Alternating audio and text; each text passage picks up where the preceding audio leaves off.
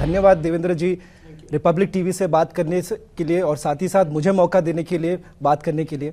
सबसे पहले शुरुआत करूंगा 10 साल पहले जब आपसे बात हुआ, नागपुर से लेकर यहाँ तक की जर्नी, छह टाइम के एमएलए रह चुके हैं आप, यंगेस्ट मेयर थे और साथ ही साथ एक डिसिप्लिन्ड आरएसएस सोल्जर। एक जर्नी की बात पहला करना चाहूंगा क्योंकि ये जर्नी बहुत लोगों को पता नहीं कि किस कठिनाई से गुजरी। मैं ऐसा मानता हूं कि एक बहुत ही गति के साथ मैंने जीवन को देखा और बहुत उतार चढ़ाव का जीवन मैंने देखा। और मैं हमेशा मजाक में कहता हूं कि मेरा मूल डीएनए ये विपक्ष का बना हुआ है, क्योंकि बहुत काल विपक्ष में काम किया है और बहुत संघर्ष किया है। और जो मेरी शुरुआत के दिन थे, मैंने विद्यार्थी परिषद का काम किया, मैं कार सेवक रहा हूं, मैं तीनों कार सेवाओं में गया हूं। तो एक कार सेवक के रूप में, फिर युवा मोर्चा के एक्टिविस्ट के रूप में युवा मोर्चा में बहुत सालों तक काम किया। बीजेपी का प्रदेश का महामंत्री बना, फिर बीजेपी का प्रदेश का अध्यक्ष बना, उसके बाद मैं मुख्यमंत्री बना। और ये सारा काल, मतलब ये समझ लीजिए कि 1989 टू 2014 लगातार केवल संघर्ष ही किया है। तो उसके कारण संघर्ष मेरे लिए कोई नई बात नहीं है। और एक चीज अगर आप मेरे जीवन में देखेंगे, जिस रोल में गया उस रोल को मैंने 100% दिया। अगर कॉर्पोरेटर बना तो भी 100%, मेयर बना तो भी 100%, विधायक बना तो भी 100%, मुख्यमंत्री बना तो भी 100%, और मुख्यमंत्री के बाद विपक्ष का नेता बना तो भी मैंने 2.5 साल सरकार के लोगों को सोने नहीं दिया, उनकी नींद हराम कर दी। और फिर डिप्टी सीएम बना, तब भी मैंने ये नहीं सोचा कि मैं सीएम था, डिप्टी सीएम बनाऊं। पूरी ताकत के साथ, क्षमता के साथ मैं मैदान में उतरा और वहां पर भी मैंने जो दे सकता था वो दिया। तो अपनी क्षमता को पूरी तरीके से लगाना, ये हमेशा मेरा काम रहा है। और मैं ऐसा मानता हूं कि मैं अपने आप को सौभाग्यशाली मानता हूं कि बीजेपी जैसी पार्टी में मैं हूं, जहां पर मेरे जैसे कार्यकर्ता को लगातार पद मिले हैं। मैं बहुत सौभाग्यशाली हूं। और मोदी जी जैसे नेता ने हिम्मत के साथ मुझे इन पदों पर बैठाया और मुझे हमेशा इस बात का इल्म रहा है कि मेरे ऊपर एक विश्वास मोदी जी ने रखा है, मेरी पार्टी ने रखा है, तो मुझे पूरा देना है। नरेंद्र दिल्ली में, महाराष्ट्र में देवेंद्र, आपके जो रिश्ते रहा है प्रधानमंत्री के साथ, वो कैसे उभर कर आया? पिछले कई सालों में प्रधानमंत्री के साथ आपने काम भी किया है। आप किस तरह से देखते हैं कि आपके और प्रधानमंत्री के एक रिलेशनशिप को, इसको कैसे आगे बढ़ाया आप? मैं ऐसा मानता हूं कि प्रधानमंत्री जी केवल नेता नहीं है, तो एक अभिभावक जिसको हम कह सकते हैं, वो वाला रिश्ता है। प्रधानमंत्री जी जब हम गलती करते हैं तो हमको डांटते हैं, जब हम कोई अच्छा काम करते हैं तो कहीं ना कहीं उसका मेंशन करते हैं। सीधे मुंह पे नहीं करते, लेकिन कहीं ना कहीं मेंशन करते हैं और पब्लिकली करते हैं, जिससे आपका कद बढ़ता है। वो हमेशा ये प्रयास करते हैं कि आप सही ट्रैक पे जाए और आपको प्रमोट करते हैं। कोई आवश्यकता नहीं है कि नेता आपको प्रमोट करे, ज्यादातर नेता तो प्रमोट करते ही नहीं है, लेकिन प्रधानमंत्री जी आपको प्रमोट करते हैं। तो मुझे लगता है कि ये जो एक उनकी क्वालिटी है, और मेरे जैसा एक नेता या कार्यकर्ता उनको देख देख कर सीखता है। उनकी एक निर्णय लेने की जो क्षमता है, किसी भी सिचुएशन को रिएक्ट करने की उनकी जो क्षमता है, एक प्रकार से स्थितप्रज्ञ रहना, सिचुएशन कोई भी हो, खुशी की हो या गम की हो, हर सिचुएशन में पूरी क्षमता के साथ अड़िग खड़े होना, ये कई चीजें उनमें जो है ये बहुत एक्स्ट्रॉर्डिनरी है। ये सामान्य लोगों में आपको कभी दिखाई नहीं पड़ती। Is extraordinary leader. तो उनसे मैं ऐसा मानता हूं कि कुछ चीजें शायद वो बताते भी है और कुछ हम एकलव्य जैसे सीखते भी है उनको देख देख। कई लोग अटकलें लगा रहे थे कि ऐसा हो सकता है वो पार्टी चलाना चाहते, उप मुख्यमंत्री नहीं बनना चाहते, और फिर आप जाते हैं वर्षा बंगलों में। तो लोग ये थोड़ा जानना चाहेंगे, मैं कोई अटकलें, मीडिया स्पेकुलेशन नहीं करना चाहता क्योंकि आपको वो पसंद भी नहीं है। मैं खाली जानना चाहता हूं कि आपने ऐसा क्या कह दिया जिससे अगले दिन एकनाथ शिंदे खुद स्वेरिंग इन शपथ ग्रहण के लिए आए? मेरा उनसे व्यक्तिगत संबंध है। एक दिन पहले की बात नहीं है, 2-3 दिन पहले वो पेशोपेश में थे कि मैं क्या निर्णय करूं, क्योंकि उनके यहाँ एक बड़ा तबका ये मानता था कि उन्होंने सरकार में जाना चाहिए, पर एक छोटा तबका ऐसा भी था जो कहता था कि नहीं जाना चाहिए, आपने एक कोऑर्डिनेशन कमेटी तैयार करनी चाहिए और उसकी प्रमुखता लेनी चाहिए। तो उनके सामने था कि लोग, बड़ा तबका कहता है जाओ, ये कहते हैं मैं जाओ, मैं क्या करूं। उस समय मैंने उनको मेरा व्यक्तिगत उदाहरण देकर ये कहा कि आपने जो लोग कह रहे हैं उसी निर्णय के अनुसार जाना चाहिए। ये बहुत इमोशन में फंसने का विषय नहीं है, ये प्रैक्टिकल विचार करने का विषय है। सरकार भी चलनी चाहिए और पार्टी भी चलनी चाहिए, इस दृष्टि से आप निर्णय लो। तो उन्होंने वो निर्णय लिया। और उस दौरान ये कहा जा रहा था कि आप, अजीत पवार और एकनाथ शिंदे, क्योंकि उस दिन हमने देखा जो हंसी मजाक आप लोग कर रहे थे, क्या वो पिछले कुछ दिनों में ऐसा कुछ हंसी मजाक भी हुआ कि देखिए आखिरकार शपथ ग्रहण होना है और सिर्फ अजीत पवार के साथ जो all time deputy chief minister सिर्फ उनके साथ ही हो जाए? ऐसा कई सारे मीम्स भी जा रहे थे। इतने मीम्स थे तो हम लोग तो एक दूसरे को शेयर करते थे और उसके ऊपर हंसते थे। बड़ा एकनाथ शिंदे ने आपको वापस जवाब दिया आपके मीम के? नहीं, हमने तो अजीत दादा को दिखाया कि एक ऐसा मीम था जिसमें अजीत दादा एक कुर्सी पर बैठे जिस पर उप मुख्यमंत्री लिखा है, दूसरी कुर्सी खाली है जिस पर मुख्यमंत्री लिखा है, और वो अजीत दादा कह रहे अरे भाई किसी को तो बैठाओ, मैं तो परमानेंट हूं। तो इस प्रकार कई मीम्स बने, तो हम लोगों ने भी उसको एंजॉय किया। क्या ऐसा आपने किया पिछले 7 से 8 महीने में जो एक टर्न अराउंड देखने को मिला? देखिए, सबसे पहले हमने इस बात पर वर्किंग किया कि लोकसभा में नैरेटिव कैसे परकोलेट हुआ, फेक नैरेटिव लोगों के तक कैसे पहुंचा, उस पर विश्वास कैसे बैठा, उसकी पूरी जो पद्धति थी उसको हमने डिसाइफर किया। ये जो भारत जोड़ो के जो एक दुकान है, उस दुकान के जो व्यापारी थे, उन व्यापारियों ने क्या क्या किया है, ये हमने उसको समझ लिया और फिर हमने अपनी यंत्रणा तैयार की फेक नैरेटिव को सीधे नैरेटिव से जवाब देने की। और धीरे धीरे हमारी यंत्रणा इतनी इफेक्टिव हुई कि अंतिम दिन तक महाविकास आघाड़ी कोई नैरेटिव तैयार नहीं कर पाई। नैरेटिव हम तैयार करते थे, वो जवाब देते थे। ये पहला काम हमने किया। दूसरा, हमने ये लड़ाई फोर्सेस के साथ थी। हमारे ध्यान में आया कि लोकसभा में हमको कांग्रेस, शरद पवार जी या उद्धव ठाकरे जी पराजित नहीं कर सकते थे।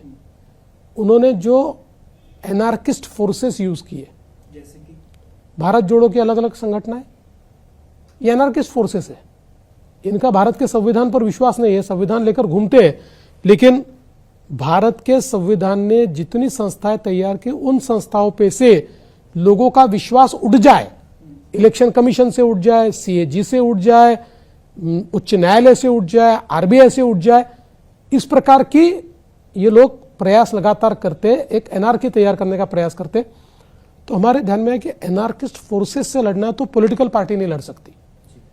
इसलिए हमने हमारे विचार परिवार की संस्थाओं को ये निवेदन किया कि राजनीति तो हम कर लेंगे, आपको राजनीति करनी नहीं है, लेकिन नेशनलिस्ट फोर्सेस के खिलाफ जो एनार्किस्ट फोर्सेस खड़ी हुई है, उसका जवाब नेशनलिस्ट फोर्सेस ने देना चाहिए। और नेशनलिस्ट फोर्सेस ने उसका जवाब दिया, उनका नैरेटिव टूट गया। और मुझे ऐसा लगता है कि एक प्रकार से ये नीचे के ग्राउंड पे हमने सारी तैयारियां की। हमारी जो योजनाएं थी, लाडली बहन योजना होगी, युवाओं के लिए योजना होगी, किसानों के लिए योजना होगी, इसने एक बहुत पॉजिटिव एटमॉस्फेयर हमारे लिए तैयार किया। आपकी पार्टी ने आज ऑफिशियल तरीके से ये कहा है कि foreign interference, foreign role, George Soros जैसे लिंक उभर कर आ रहा है और जिस तरह से टेबल पर रखा जा रहा है, जितने भी इश्यूज हैं पार्लियामेंट के अंदर, वो इश्यूज जो रखे जा रहे थे वो एक फॉरेन इंटरफेरेंस के तौर से आ रहा था। क्या आपने यही देखा महाराष्ट्र के इलेक्शंस के वक्त में भी कि जिस तरह से महाविकास आघाड़ी अपनी पूरी कैंपेनिंग करी थी, क्या आपको लगता है कि फॉरेन एजेंडा को लेकर एक फॉरेन इंटरफेरेंस होने की कोशिश की जा रही थी? देखिए, इसको आधिकारिक तौर पर जिन्होंने कहना चाहिए वो कहेंगे, लेकिन जो मैंने महसूस किया वो मैं आपको कहना चाहता हूं। ये जो भारत जोड़ो के नाम से 160-180 संगठनाएं साथ में आई थी, इनमें से कई संगठनाएं ऐसी है कि जिनका फंडिंग चेक किया जाना चाहिए। जिनका फंडिंग ये फॉरेन फंडिंग है और ऐसे तत्वों से आ रहा है जो दुनिया के कई देशों में डिस्टेबलाइजेशन का काम कर चुके हैं, डिस्टेबल करने का काम कर चुके हैं। ऐसी सारी संस्थाओं को एक साथ करके, और आप देखिए उस समय कई फॉरेन मीडिया ने भी एक बहुत ही कलर्ड रोल प्ले किया, कलर्ड महाराष्ट्र में भी बहुत ही कलर्ड रोल प्ले किया। तो ये तो 1+1 2 हमको ध्यान में आता है। अब इसको आधिकारिक तौर पर जिन्होंने कहना चाहिए वो कहेंगे। क्या आपको नहीं लगता कि इसमें कार्रवाई होनी चाहिए, क्योंकि ये आप बहुत बड़ी बात कह रहे हैं कि जिस तरह से एनार्की लाने की, और आपने ये बयान भी दिया इलेक्शन के टाइम पे, इट्स अ ग्रुप ऑफ एनार्किस्ट्स जो आपने कहा था। क्या आपको नहीं लगता कि एक तरह से इसे हमें हल्के में नहीं लेना चाहिए, जांच होनी चाहिए कि आखिरकार ये कौन से ऑर्गेनाइजेशंस हैं, इनके पैसे कहां से आ रहे हैं और आखिरकार उनका एजेंडा क्या है? क्या आपको नहीं लगता मुख्यमंत्री होने के नाते एक कार्रवाई होनी बहुत जरूरी है इस पूरे मामले को देखिए, लेकर? बहुत जरूरी है। इसमें से कुछ संस्थाओं के कच्चे चिट्ठे मेरे पास भी है, क्या आप कार्रवाई वो करेंगे? सबूत मेरे पास भी है। निश्चित रूप से हम कार्रवाई करेंगे और उचित समय पर मैं विधानसभा में भी ये सारे एविडेंसेस रखूंगा कि कौन सी संस्थाएं इनके लिए काम कर रही थी। हम तो चुनाव को विकास पर ही ले जा रहे थे। आप मेरा कोई भी भाषण निकालिए, मैंने देखा करीबन 100 के ऊपर। तो अगर मैं 25 मिनट बोला हो तो 22 मिनट में विकास पर बोलता था, क्या किया, क्या करने वाले। 3 मिनट में जवाब देता था। देखिए, ये जो सारी चीजें हैं ना, ये काउंटर पोलराइजेशन है, ये काउंटर कंसोलिडेशन है। आप अगर वार करेंगे तो प्रतिवार होता है, वार ही नहीं किया होता तो प्रतिवार नहीं होता। लेकिन अगर वार होगा और उसका जवाब नहीं जाएगा तो वार झेलना पड़ेगा, घायल होना पड़ेगा।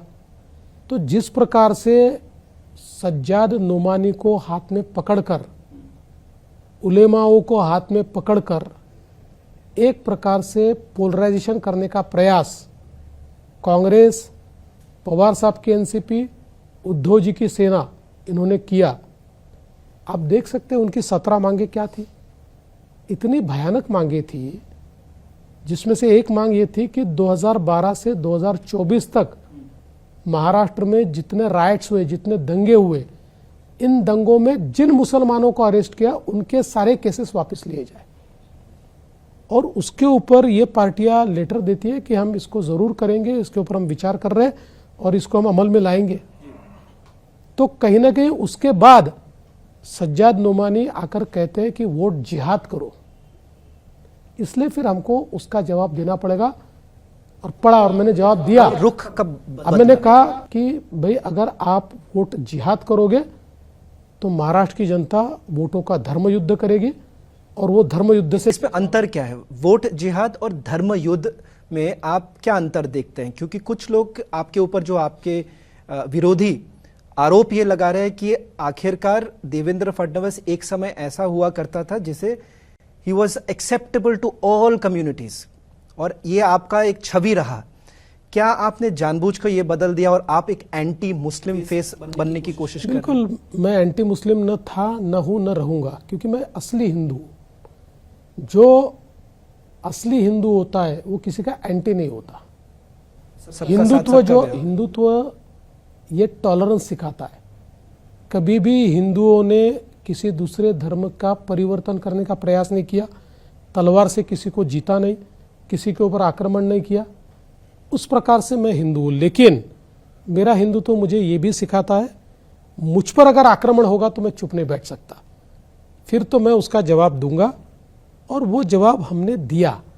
और जहां तक धर्म युद्ध का सवाल है, देखिए, जिहाद और धर्म युद्ध में अंतर यह है कि जिहाद का अर्थ है कि जो विरोधी है उसको समाप्त कर दो। धर्म युद्ध का अर्थ है जो धर्म के खिलाफ है। धर्म यानी यहां सत्य, यतो धर्म ततो जया, यह धर्म युद्ध है। जो सत्य के खिलाफ है उसका सफाया करो।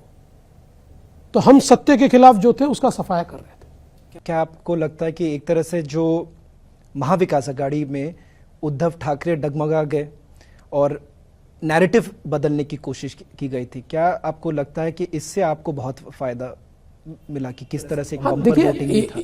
निश्चित रूप से जनता ने इसको अस्वीकार कर दिया। लोकसभा का पोलराइजेशन ध्यान में नहीं आया लोगों के। उस पोलराइजेशन के बाद अलग अलग जगह पर जिस प्रकार का एक विभत्स रूप देखने को मिला, चाहे वो अमरावती हो, चाहे वो धुलिया हो, चाहे वो भिवंडी हो, अलग अलग जगह पर जो विभत्स रूप देखने को मिला, उसके बाद जनता जागी और जनता के ध्यान में आया कि ये केवल एक पोलिंग तक सीमित नहीं है, ये तो इस प्रकार से कंसोलिडेशन हो रहा है कि हमारा जीना मुश्किल होगा। इस बार देवेंद्र फडणवीस क्या करना चाह रहे हैं और क्या बड़ा धमाका होने वाला है? नहीं, बड़ा धमाका तो मैं नहीं कहूँगा, लेकिन मेरा फोकस रिवर लिंकिंग पर है।